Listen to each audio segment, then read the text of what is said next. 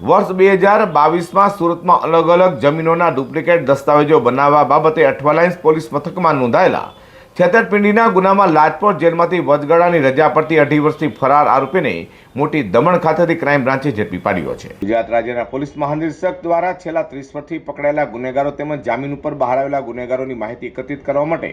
special ડ્રાઇવનું આયોજન કર્યું હોય, જે અનુસંધાને સુરત પોલીસ કમિશનર સુરત શહેર નાવે સુરત શહેર હદ વિસ્તારમાં પકડાયેલા ગુનેગારો જે લાજપોર જેલમાંથી અલગ અલગ ગુનાઓમાં પેરોલ, ફરલો, વચગાળાની રજા લઈ ફરાર થયેલા કેદીઓને શોધી કાઢવા ક્રાઇમ બ્રાન્ચના પોલીસ માણસોની જરૂરી સૂચના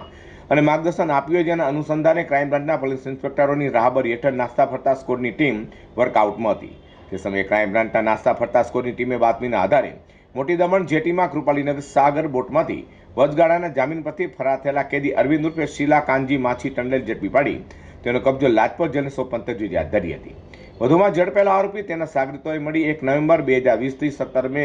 2022 દરમિયાન સુરત શહેરના નાનપુર અઠવાલાઇન્સ સબ રજિસ્ટ્રાર કચેરીમાં આવેલા વર્ષ 1960ના અલગ અલગ રેકર્ડિંગ સાથે